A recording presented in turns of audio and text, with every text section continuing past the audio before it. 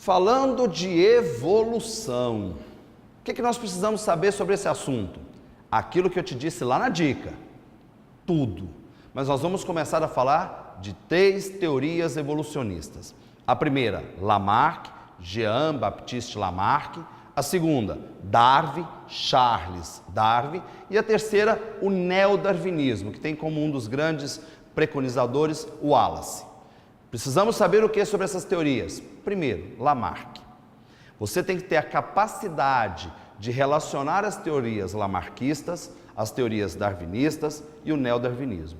Ter o senso de julgamento para ver o que é comum a todas essas teorias. E ter o senso de julgamento aonde que elas divergem, aonde está a divergência em cada uma dessas teorias. Então a primeira teoria é sobre Lamarck. E sobre Lamarck nós vamos falar o quê? Tudo.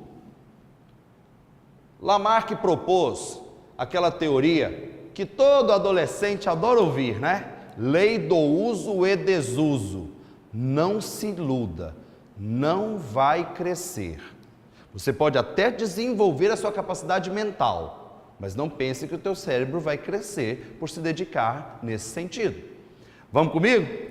Lamarck propôs lei do uso e desuso. E o que ele propôs sobre essa teoria? Ele disse que um órgão, quando muito utilizado, tende a desenvolver-se. Não quer dizer apenas crescer, e sim desenvolver a sua capacidade. Um órgão, quando pouco utilizado, tende a atrofiar-se. Ele cita exemplos. Ele diz que uma ave, por tanto afastar o seu corpo da água, faria com que suas pernas se alongassem, originando aí as aves pernaltas, de pernas altas. Ele diria e disse que lagartos que rastam seu corpo sobre o solo, entre pedras, troncos de árvores, iria deixando de utilizar suas patas e essas então iriam desaparecer, dando origem às serpentes que temos hoje. Então Lamarck disse, entre várias teorias, que o indivíduo vai se modificar. Então a palavra que eu proponho para você sobre Lamarck é a palavra modificação, macete, dica, modificação. Se a palavra para Lamarck é modificação, professor, eu aprendi outra palavra, me disseram que eu poderia memorizar com necessidade. Respeito meus colegas, você também pode memorizar com a palavra necessidade. Eu, Rogério, opto pela palavra modificação. Quando você perceber que o texto denota, demonstra uma modificação do indivíduo, uma modificação intencional do indivíduo, eu estou falando de Lamarck. Tudo bem? Daqui a pouquinho nós vamos ver como é que Lamarck descreveu isso. Ainda melhor. Lamarck teve uma outra proposta, ele defendeu a sua lei dos caracteres adquiridos. E a lei dos caracteres adquiridos, geralmente é esquecida por boa parte dos candidatos, não no caso dos meus alunos. Você não pode esquecer a lei dos caracteres adquiridos. Por quê? O órgão desenvolvido ou atrofiado teria sua característica, sua nova característica, transmitido ao descendente, essa sua nova condição. Tudo bem? Então agora vamos relembrar. Lamarck falou sobre a lei do uso e desuso e a lei dos caracteres adquiridos. Porém, memoriza o que eu vou te dizer agora. Lamarck dizia o seguinte: primeiro vai mudar o ambiente, o meio. Em resposta à mudança do meio, o indivíduo se modifica. Usando um determinado órgão para responder a essa alteração do meio, esse órgão vai se desenvolver. Deixando de usar um determinado órgão em virtude da mudança do meio, esse órgão tende a atrofiar. Lei do uso e desuso. Tal característica é transmitida ao descendente. Eu vou citar um exemplo. Lamarck diria que só existiam girafas de pescoço curto. Isso é o que Lamarck vai dizer.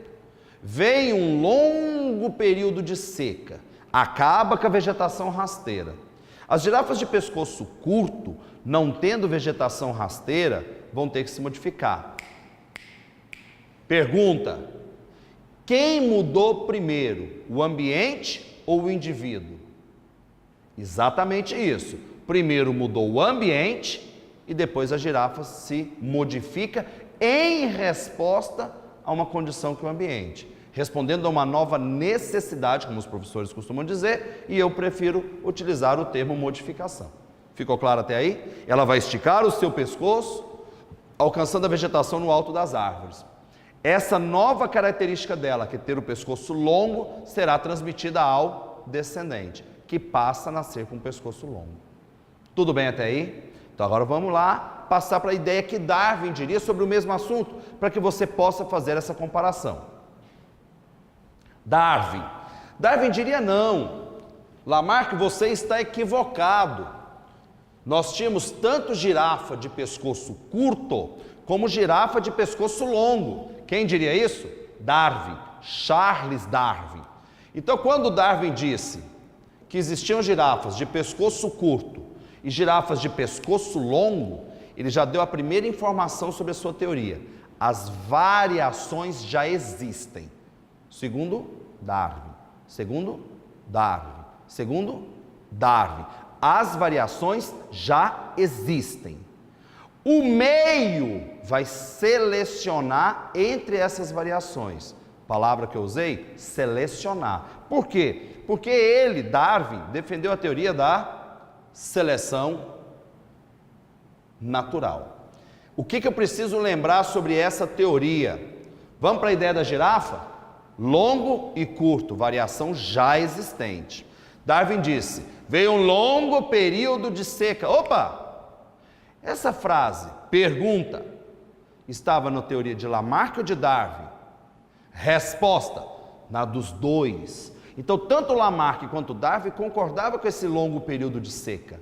Então, a gente percebe que ambos concordam que o meio ambiente é o responsável pela evolução. Que o meio é o responsável pela evolução. Mas, para Lamarck, o meio obriga o indivíduo a se modificar. Para Darwin, o meio seleciona os indivíduos conforme a sua aptidão. Como é? Repete? Show de bola! Aptidão, palavra-chave do Darwin, aptidão. O meio seleciona o indivíduo a partir da sua aptidão, variação já existente. Ficou claro até aí? Então continua raciocinando comigo e vamos agora te dar algumas observações para você prestar bastante atenção. Eu vou te dar duas frases. Eu preciso que você identifique nessas duas frases Lamarck e Darwin, ou vice-versa. Lamarck ou Darwin. Primeira, por ter intestino longo, os herbívoros alimentam-se de vegetais. Por ter intestino longo, os herbívoros alimentam-se de vegetais. Segunda, por alimentar-se de vegetais, os herbívoros desenvolveram intestino longo. Por alimentar-se de vegetais, os herbívoros desenvolveram intestino longo. Se você observar com atenção, a primeira e a segunda frase têm embutidas nelas o sentido de modificação e aptidão. Relacione a elas. Percebeu que é o contrário? Eu tenho na primeira frase o sentido de aptidão, portanto, Darwin. Na segunda frase eu tenho o sentido de modificação, portanto, Lamarck. Ficou claro? Continuando o raciocínio comigo. Para Lamarck, modifica o meio, em resposta modifica o indivíduo. Para Darwin, as variações já existem e o meio seleciona entre essas variações a de maior aptidão. Tudo bem? Ponto importante. A prova tenta induzir o aluno ao erro, colocando tópicos que nenhum dos dois autores tinham conhecimento para a época. Eles não conheciam gen, DNA, genética, cromossomo e muito menos mutação. Esses conceitos não são pertinentes nem a Lamarck e nem a Darwin. Vou te colocar uma outra situação antes de fecharmos esse assunto com o neodarwinismo. Darwin viajou durante 6 anos num navio chamado Beagles. Veio para o Brasil, inclusive, se encantou com a Mata Atlântica, se encantou, foi para o Rio de Janeiro, se encantou com a Mata Atlântica no Jardim Botânico, esteve em Salvador. A gente percebe nos estudos de Darwin que ele mostra aquela característica da Pangeia, né? O deslocamento das placas tectônicas que originou os continentes por essas diversidades existentes. E ele foi para um arquipélago chamado Galápagos. Ele quem? Isso, Darwin, volta comigo, não esquece não. Pega a linha aqui do raciocínio. Quando ele chegou em Galápagos, ele se encantou com toda aquela diversidade. Ali realmente era um grande centro de pesquisa. E ele percebeu que lá tínhamos pássaros, hoje denominados de tentilhões de Darwin. Tentilhões de Darwin. E ele percebeu que a conformação corporal, a conformação do bico desses pássaros era diferente de um para o outro. Mas ele percebeu algo mais interessante, que o bico de cada pássaro era pertinente ao alimento abundante naquela ilha. Então vamos pensar comigo. Lamarck diria assim: só existia um grupo de pássaros com um único formato de bico. Ao chegar na ilha, ele vai modificar esse bico pelo uso ou desuso, em virtude daquele alimento abundante que tem na ilha, modificando, transmitindo essa característica ao seu descendente. Darwin diria não, eu já tenho pássaros com essas diversidades de bico. Consequentemente, ao chegar na ilha, o alimento pertinente na ilha faz com que ele seja selecionado favoravelmente ou negativamente. Nesse caso, negativamente, ou o pássaro migra ou ele morre. Essa é a seleção natural. Isso é o que o Darwin vai dizer, que as variações já existem. Foi então questionado, chegaram para Darwin e disseram: Darwin, como você explica as variações? E ele não teve o conhecimento necessário, mesmo Mendel já estando defendendo as suas teorias, elas ainda não eram difundidas, Gregor Mendel, da genética, elas não eram difundidas e não foi possível que Darwin descrevesse essas teorias. Após Darwin, veio o neodarwinismo, também chamado, grava isso, olha os caracteres, teoria sintética da evolução. Teoria moderna da evolução, sinônimos de neodarwinismo. O que o neodarwinismo vai propor? Vamos lá. Então, o neodarwinismo vai propor a explicação do que o Darwin não teve condições de explicar. O neodarwinismo explica para nós como surgem as variações. Portanto, eu terei características, estas características vão passar para um processo pelo qual vão originar as variações, e a partir dessas variações nós teremos a adaptação do indivíduo e, portanto, a sua evolução. Dessa forma, vamos ver aonde que o Darwin entra aqui. Atenção! Darwin entra aqui, explicando como que entre as variações ocorre a seleção natural. Darwin entra aqui, explicando a seleção natural. O neodarwinismo vai entrar aqui. Então nós vamos ter como características do neodarwinismo, da teoria sintética da evolução, a mutação. O que você não pode esquecer jamais? Mutação é uma alteração do material genético. Mutação, ela ocorre ao acaso. Repetindo, ao acaso. Eu não posso jamais dizer que a mutação foi direcionada com o propósito do indivíduo adquirir uma característica. Porque se eu disser isso, eu estaria concordando com Lamarck. Aí não seria neo-darwinismo, e sim neo-lamarckismo. Quem sabe o Enem te peça justamente isso. Assinale a alternativa, de acordo com o texto, que defenderia uma teoria neo-lamarckista. Porque aí ele vai querer que você fale de algo que até então não foi difundido. Ele quer que você tenha o senso crítico de explicar. Então a mutação ela ocorre ao acaso, neodarwinismo. Ao surgir uma mutação, ou ocorrer uma mutação, surgem novas variações. Positivas ou negativas? Depende. Como assim? Peraí, repete? Depende. Quer dizer que nem toda mutação é negativa? Não. E nem toda mutação é positiva? Também não. Vamos para exemplo simples. Se uma determinada raça de animais, de cães, sofre uma mutação produzindo um animal com imensa quantidade de pelo e uma imensa camada de gordura debaixo da sua pele.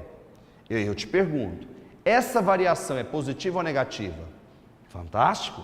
Depende. Por quê? Ela pode ser negativa para um ambiente extremamente quente, mas ela será positiva para um ambiente frio. Então nós temos que entender que a mesma variação pode ser positiva e negativa de acordo com o ambiente. Vou citar outro exemplo daqui a pouquinho. Então, quando ocorre uma mutação, ao acaso. Ao ocorrer a mutação, surgem variações. Acabou? Não. Vou citar mais um tópico. Qual outro fator pode produzir variações? A recombinação gênica. Na recombinação gênica, você recombina, como o nome está dizendo, cria novas combinações a partir de genes já existentes. 2 fatores da citologia. Dois fatores da citologia que entram na recombinação. Primeiro, crossing over. Crossing over, permutação, ocorre na meiose 1, na prófase 1. Eu troco segmentos entre cromossomos homólogos, troco características genéticas desses segmentos, aumento a variabilidade genética. Segundo, separação dos cromossomos homólogos. Separação dos cromossomos homólogos. Também aumentam a variabilidade genética. Ocorre aonde? De novo, meiose 1, só que agora anáfase 1. Ela também permite uma maior variabilidade genética. Isso tudo se encaixa aqui na recombinação. Se eu criei novas variações, isso é melhor ou pior para a seleção natural? Imagine você chegando numa festa e todos os homens e todas as mulheres tivessem a mesma altura, a mesma cor de pele, a mesma cor de olhos, o mesmo vocabulário, usassem o mesmo perfume e todas as demais características. Sua seleção seria fácil ou difícil? Difícil. Por quê? Porque não tem como você selecionar. Vai que aquelas pessoas que lá estejam não demonstram a sua aptidão afetiva ou o teu desejo afetivo. Se você chegar numa festa e você tiver uma grande diversidade, você terá melhor como selecionar. Quanto maior o número de variações, melhor para a seleção. Agora eu vou inverter a pergunta. Quanto mais severa for a seleção, maior ou menor o número de indivíduos irão evoluir? Menor. Vamos dar um exemplo. Quanto mais severa for a prova do Enem, menor será o número de indivíduos que alcançarão uma boa média. Ficou claro? Para fechar com você, para fechar comigo. Neodarwinismo, mutação, recombinação. Lembre, eles podem colocar outros tópicos de menor importância, porque já fica óbvio para você que tem essa capacidade. Migração e reprodução sexuada também podem entrar aqui, tá? Também podem entrar aqui como fatores responsáveis pela formação de novas variações. Fechei com você? Fecha comigo. Prepara!